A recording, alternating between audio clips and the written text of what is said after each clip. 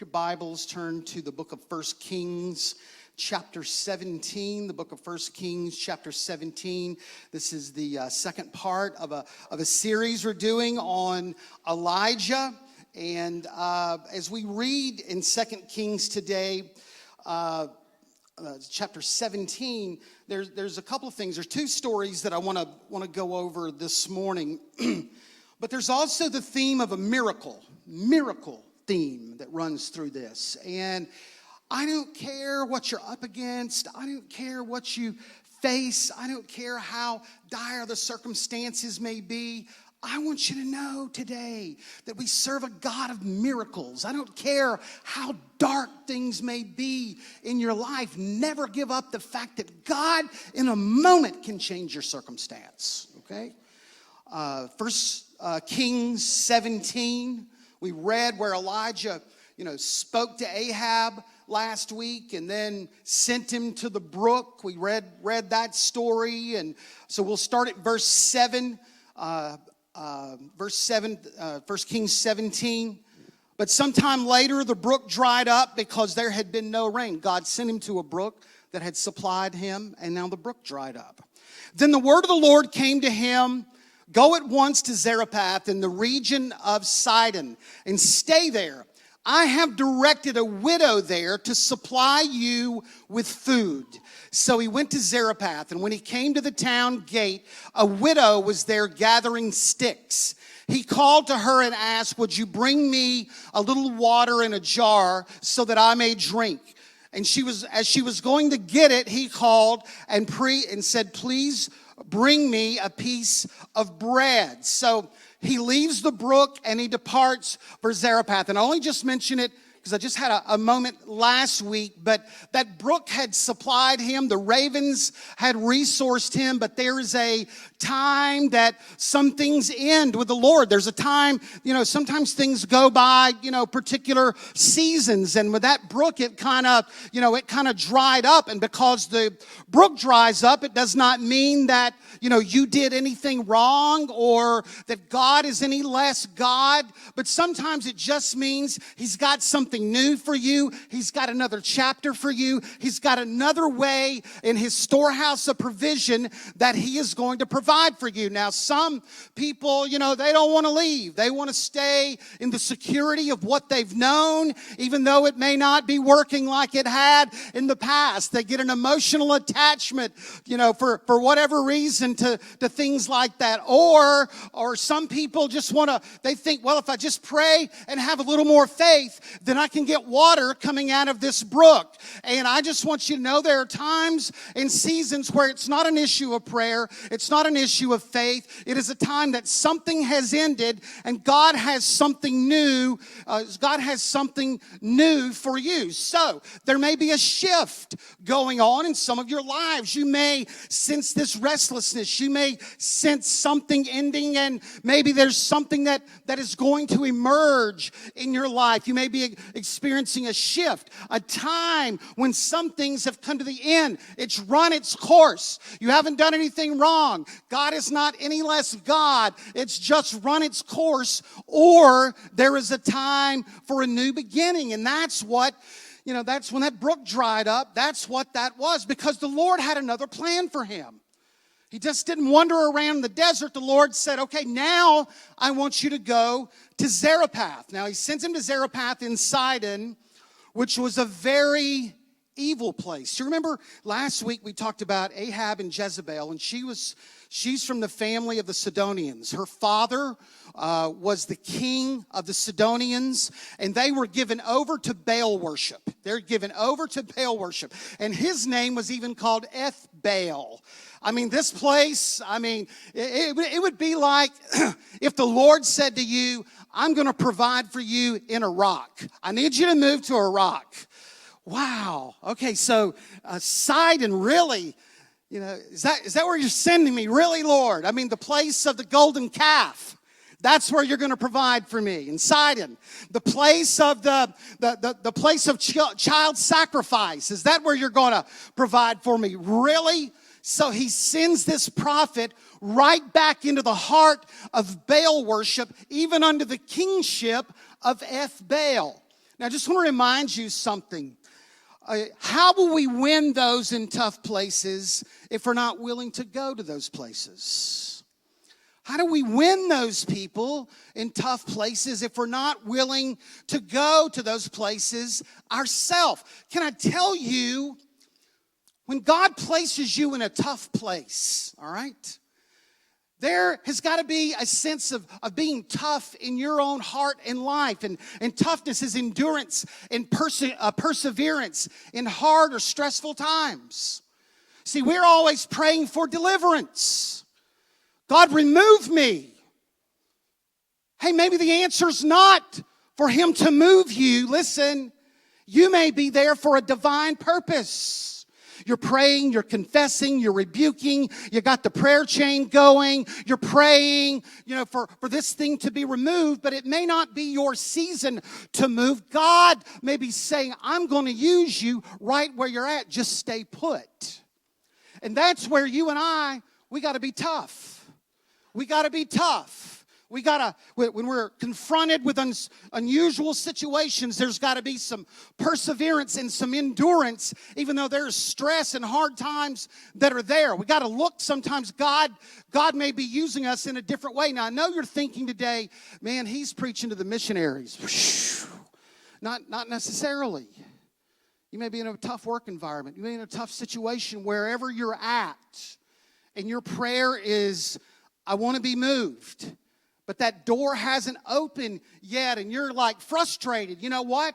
Because God maybe want to use you right where you at, right where you're at. Sometimes He calls us to tough locations to reach good people in difficult situations, and we got to have a little toughness in our life. We got to have just I'm gonna be here. I'm gonna be tough.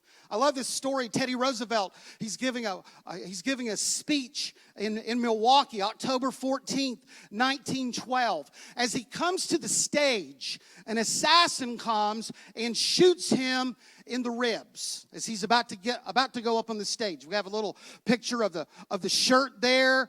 I mean, you can see the bullet hole there, and he's shot. And man, they're ready to take him to the doctor, but he goes, no, I'm here to give a speech. So he goes to the stage. His staff is around him because he's bleeding. They're expecting him to collapse. And here's what he says. Friends, I shall ask you to be as quiet as possible. I don't know whether you fully understand it or not, but I have just been shot. He reached into his coat, he pulled out the bullet-ridden 50-page speech, and he said, fortunately, I had my manuscript with me, and unfortunately for you, I'm not going to be able to make a long speech. 90 minutes later, he finished the speech. All right? Listen, sometimes we just got to be tough. Sometimes God's going, hey, there's some good people in difficult situations, and I just need you to endure for a little while. Elijah, I'm going to send you to Sidon. I'm going to send you in the heart of Baal worship. That's what I've got for you. Listen, God may open a door, and I said it last week. God may open a door for you in a hard place, but just know all the easy places are already taken. So He may send you to a place like Sidon. He comes up to the widow, and he said, hey, would you get me some water? Comes up to this widow of Zarephath. Would you get me some water? And as she goes to get the water, he said, hey, would you get me some bread? Ladies, that ever happened to you around your house? Like your husband says, hey, would you get me a drink? Yeah. Hey, while you're in there, can you give me a ham and cheese sandwich and some cookies and some chips? Well, I just want you to know that's the scripture. Your husband's living out his faith. Don't be grumbling in there. Just part of serving God here. Just part of serving God. He asked for water. He asked for food. It had been 100 miles in drought conditions. All right? And he comes across this little widow. He goes from the brook to the widow. I'm sure he's thinking, as God says, there's a widow in Zarephath that's going to provide for you. I'm sure he's going, well, if she's going to provide for me, that must be one thing. She's loaded. She is loaded. All right? And she's a widow. Might be a little Christian mingle happening here. All right? And then he comes upon the widow. Verse 12. As surely as the Lord your God lives here, she replied, I don't have any bread, only a handful of flour in a jar, a little olive oil in a jug. I'm gathering a few sticks to take home and make for myself and my son, make a meal for myself and my son. That way we may eat it and die. Well, I guess that fantasy was over with quick, right? Can I just tell you something? God provides in his own way. I mean, God's plan does not always look like I think it should look like. God's plan does not always look like I think it should look like. I mean, he's going, a widow, and she's poor. She's not rich, she's poor. Not only that, she's poorer than me. How is that going to work? How is that provision going to, how is that going to happen? He shows up. He's obedient to God. There's no banquet. There's no prepared meal. She didn't even know, that he was, she was coming. And her attitude was, I only have just so much. I'm making a final meal. Then my son and I are going to die. So I want you to remember this. God's plan does not always look like I think it should look. It will, he doesn't see the miracle yet. He's looking through human eyes, trying to get a spiritual answer through human eyes. So sometimes God's plan looks a little different. And I want to say, too, be patient and wait for God's plan to unfold. Be patient and wait for God's plan to unfold. Elijah, he could have just gone, what? I mean, she's broke. She doesn't have anything. How is this going to work out? You know what? This must not be the widow. There must be another widow. So he would do like some of us, and when we try to help God a little bit, he could have gone, tomorrow morning I'm going to the grocery store, and I'm going to be scoping out another widow. I'm going to be looking, because surely this is not it. He's scoping, he's looking. Well, hello, ma'am. My name's Elijah. I'm new in town. I love poetry in the park and walks on the beach. Would you like to grab a coffee? All right. God's plan does not always look, like we think it should look. Be patient and wait for God's plan to unfold. Because sometimes we get a little nervous when it comes to God's plan, and we think that we can help God's plan out just a little bit. Can I tell you something this morning? He created the world with his spoken word. He can handle your plan without your help. The only thing that you can do is screw it up. The only way that you can help out is just to mess up God's plan. So it doesn't look like this, what's going on here doesn't look like this, but God is in the midst of this. Can I just tell you? You look at something and you go, there's just no way. There's just no way. Because you can't see it through your own eyes, but God may be in this thing, and there's a miracle that's coming in your way if you'll just kind of take your hands off and trust God. Look what Elijah says to her. Don't be afraid. Go home and do as you have said. But first, make a small loaf of bread for me, from what you have, and bring it to me. And then make something for yourself and your son. For this is what the Lord said. The God of Israel says, the jar of flour will not be used up, and the jug of oil will not run dry until the Lord sends the rain on the land. She went away, did as Elijah had told her. So there was food every day for Elijah and for the woman and for her family. For the jar of flour was not used up, And the jug of oil did not run dry, in keeping with the word of the Lord that the Lord had spoken by Elijah. Okay, so a couple of things here that we just need to see in this passage that has to do with obedience. Okay, has to do with obedience to the word of the Lord. Obedience is the first step of faith. Let's look at her faith for a moment. Obedience is the first step of faith. Sometimes God asks you to believe or do something that in our own human understanding doesn't make any sense. But that's what obedience is, and she did it. She honored the word of the Lord. She trusted the word of the Lord. Obedience is the first step of faith, and I will add, even when it does not make any sense sometimes, because that's what faith is.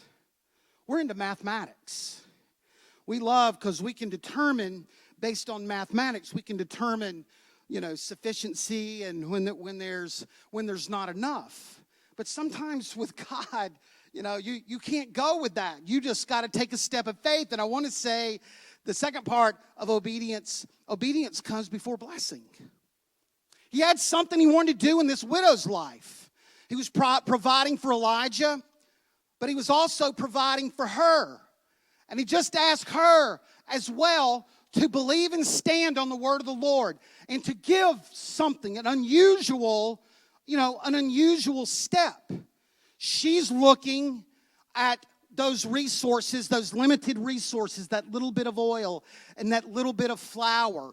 And she's going, there is just no way there's going to be a shortage. So sometimes, listen, our senses help us sometimes. Our eyes, our ears, they're of great help to us. They have served us well over a period of time. We can tell things and determine things from our senses and our knowledge and our experiences. But I want you to know that when you are dealing with God, sometimes your senses, your eyes, your ears, your mathematics, it does not account for the fact that there's a word of the Lord, there's a miracle that God wants to do that will counteract your senses and counteract your mathematics that you've known your whole life. Can you just know this? That sometimes God can just bless what you have and just do something incredible with that. All right? Now listen, there are two kinds of miracles. Two kinds of miracles. There's the abundant miracle. Jesus said it's like this: pressed down, shaken together, and running over. It's an abundant miracle, okay? But I want to tell you there's another kind of miracle as well, and that is the just enough miracle. The just enough miracle. Now, can I just be honest? I've had both of them. I like the first one a lot better. It's more fun. You sleep better at night. Your testimony is greater. I mean, it's just, I like that. Now, let me just say, so she's got this jar of oil every day, and let's just say there's a ½ inch at the bottom. A ½ inch. I think the miracle that he gave her was not that the jar was now suddenly full of oil. I just think from the wording of that, he said every day you're going to look down at the bottom of that jar and there's only going to be a ½ inch, but it's never going to run out. Now, we look sometimes at the full jar. We love that. But sometimes God is giving you a just enough miracle, and you have a miracle going, but you see that the jar's not full all the time. But I just want to tell you, a just enough miracle is still a miracle within itself if it doesn't run out. It's still a miracle. Sometimes we're trusting the abundance of what we have, and the Lord is going, you know what? I want you to trust me every day. So here we go. You got this little bit. You got this little bit, but I'm going to take care of you with this little bit, okay? So a couple weeks ago, I just told you, part of the story of, like our house didn't sell for 4 years after we moved down here. And I will say, and Becky and I have had this conversation, if you would have told us it's going to take 4 years for your house to sell, we would have not come here. We would have just gone, there's just no way that you can sustain a house payment, a mortgage payment, and 3 daughters. Can I just add that to the ledger? You know, there's just no way that you can sustain that. And we just had that conversation, you know, that there's just no way that we would have come. And for 4 years, man, I had the just enough miracle. I mean, but there were times that I saw the empty part of the jar, and I felt the stress and the pressure to the point that I forgot I was having another miracle of sustenance, but it was just coming in another way.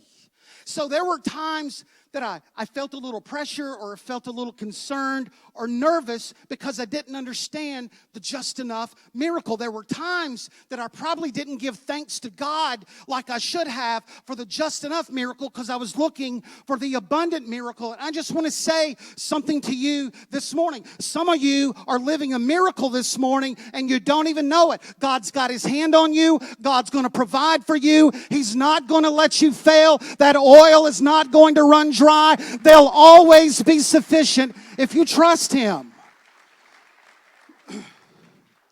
We've had this conversation multiple times since that house sold. We were just like, how do we do that? If I had to go back now, I mean, I just couldn't do it. I mean, I just couldn't. I couldn't do it because I was in the midst of a just enough miracle, and I just didn't see that. I just want you to know something this morning, whether it's an abundant miracle or just enough miracle. God's got His hand on you this morning. You're living a miracle. He's doing something in your midst. It may not be exactly how you think that it should work out, or that you would want it to work out, but God's got this morning, and you got a miracle in your midst. Verse 17, sometime later, the son of the woman who owned the house became ill. He grew worse and worse and finally stopped breathing. She said to Elijah, "What do you have against me, man of God? Did you come to remind me of my sin and to kill my son?" You ever kind of had maybe this dilemma here? You see God's hand working in one area of your life, and then there's another area that it's just coming off the rails. And then you've got this theological question, you know, what's going on? But I just want to say something this morning. Her son is sick. She's asking these questions of Elijah. I just want to say this morning that our memories sometimes of God's goodness are short. Our memories of God's goodness are short. So here's a lady whom God sent a prophet to her a long way in an evil part of the world. And for this last season, she's been living off the abundant miracle provision, or the just enough miracle provision that God has given her. But yet, you know, very quickly, she begins to question. And I just want to say, don't let your present circumstance erase your divine history. Don't let your present circumstance erase your divine history. Sometimes something's working on one hand, we got a question on the other hand. We're not sure, but I just want to say something to you this morning.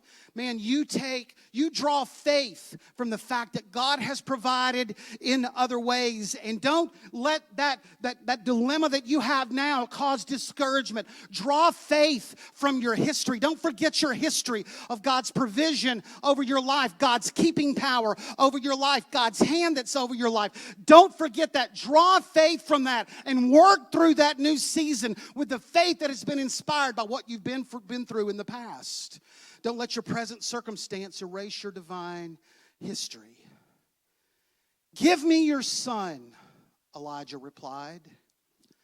He took him from her arms, carried him to the upper room where he was staying, laid him on his bed, and then he cried out to the Lord, "Lord my God, you have brought tragedy upon this widow that I'm staying with by causing her son to die." And then he stretched himself out on the boy 3 times and cried out to the Lord. So he takes this boy He goes probably to the room that he was staying upstairs, lays the boy out on the bed, all right? Kind of gets up on the bed and maybe lays forehead to forehead, foot to foot. Now let me just say something. At this particular time, there had been no resurrections in the Bible. There's nothing like this that's going on. He's not reading the Bible and going, man, here's a spiritual precept that I can stand on. There's not the testimony of other people to encourage him. Can I just tell you? But here is a guy who's seen the hand of God. Here is a guy that had this word from the Lord, and he spoke this word, to Ahab, and Ahab protected him. This is a guy that saw every morning and every night ravens come down and bring him bread and bring him meat in the morning and at night. This is the same guy that heard the word of the Lord to go to Sidon. This is the same guy who lived off the abundant miracle provision of God with this widow for a season. Let me tell you, when you get to the realm and the thought of faith, you just come to the thought in your mind, there is nothing too hard for God. There's nothing too hard for God. Never been a resurrection. Brent, worship team, you guys can come. Never been a resurrection. Never any hint this could be done. So he lays on him.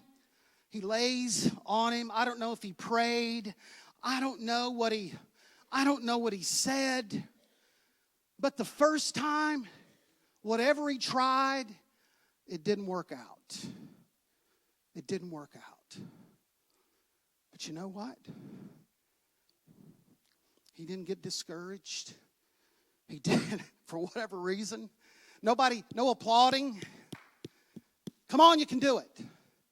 He just says, I'm just confident in God. I'm just confident. He gets back on top of him again. Knee to knee, forehead to forehead, praise, whatever he does. Nothing. I just want to tell you, there are many times that I think we give up too quick on the miracle. I think there are many unclaimed miracles in your life because you gave up too quick. It's not going to work out. Must not be God's will. Must not be this. And there's some miracles and some healings and some things that we've left on the table because we knocked one time and walked away. Ask, and it will be given. Seek, and you will find. Knock to the door, and it shall be opened. With a little faith comes a little persistence. If you think the enemy of your soul goes, ooh, one time, let him have it. Let me roll out of the way. You're wrong. Just like, you know what? I'm not sure what I'm doing. I'm not sure what's going on. I'm going to give this one more shot. Climbs back on, forehead to forehead, knee to knee. Whatever he said, whatever he did, whatever he prayed. This time something had happened that had never happened in the history of mankind. Life came back in that boy's body. All right. You got a man that believed, even though circumstance said no. First strike, second strike. How many miracles you think we've left on the table sometimes because we prayed one time or two times and we just got discouraged and we walked away? I'm just telling you this morning, he's a God of miracles. I'm just telling you this morning that, man, with just some faith and some persistence and just believing God, you never know what God can do in your life. Some of you have just kind of closed that part out of your life. I'm just going to serve him. I'm just going to worship him. But I just want to tell you that he's the God of miracles. And some of you this morning, you need a miracle in your life desperately. Some of you, you got a sickness in your body this morning. We're going to pray to the God of miracles this morning. We're going to believe the God of miracles this morning. Some of you, you got financial situations in your life. You don't know what to do. The arithmetic and the mathematics are not adding up for you. I'm just telling you this morning, there could be a miracle in your house, in this house, for you today. Some of you have got children away from God that you are concerned about and worried about. Today can be the start of your miracle today. Some of you, man, you've got things on your job, things in your home, and today you need a miracle in your life today. I say, man, we serve the God of miracles today. We serve the God of miracles. We serve the God of miracles. Laid that little boy in his mother's lap. I want to tell you something. I really believe sometimes we walk away too quickly for a miracle that God has. We walk away. There's things that the Lord wants to do. We've quit too quick. But I want to tell you, we're going to pray for miracles today. I told you up front, this is a chapter of miracles, and we're going to pray for the God of miracles this morning. We're going to pray. Would you stand? Would you stand this morning? Would you stand? Would you bow your head with me today? Would you bow your head across the building today? Thank you, Lord. Thank you, Lord. Just raise your hand and say, Pastor, I need a miracle. I just need a miracle. I need a miracle. Somehow, some way, I just need a miracle today. I don't have the answer. I don't even know what to say to you. I just need a miracle. I need a miracle today. God, I need you to do something. I don't have an answer. If I did, I would have handled this. I need a miracle in my life today. I don't have another place to go. I don't have anybody else to turn to. I just need a miracle today. Brett, I want you to sing that. If that's you, if you raise your hand, I want you to come stand up here. We're going to pray over you this morning. If you raise your hand, you need a miracle, we're going to pray over you this morning. Come on up here. Come on up here. If that's you, you raise your hand. We want to pray. We're going to pray over you this morning. We're going to pray over you this morning. If you need a miracle, if you need a miracle this morning, come stand up here. Come stand up here. Come stand up here and believe. Come stand up here. I want you to strip aside, every doubt that you had, everything in your life that, kind of hadn't panned out, because we're gonna get into a different era. We're just gonna pray for faith, the gift of faith this morning. You need a miracle, come on down here. If you need a miracle, I need a miracle. I need a miracle. I don't have an answer. I don't have an answer. I don't have an answer. Give me some prayer folks down here. Give me some prayer folks. Come here. Stand next to these this morning. Lay your hand on their back. I want you to pray over them this morning. I want you to pray over them this morning. Got some people that need a miracle today. They need a miracle today. They need a miracle today. Some of you got some addictions in your life. God can do a miracle. God can help you there. Oh, Jesus. Jesus, Jesus, Jesus, Jesus. Now I want you to call out. I want you to lift your voice to the Lord. I want you to ask Him for your miracle. Ask Him for your healing today. Enter in. I want you to press through. I want you to push in. I don't want you to look at the clock. I don't want you to look around you. We're going to get in an anointing of miracles and healing today. Come on, call out to Him this morning. Even when I don't feel it, you're working. You never stop. You never stop working. You never stop.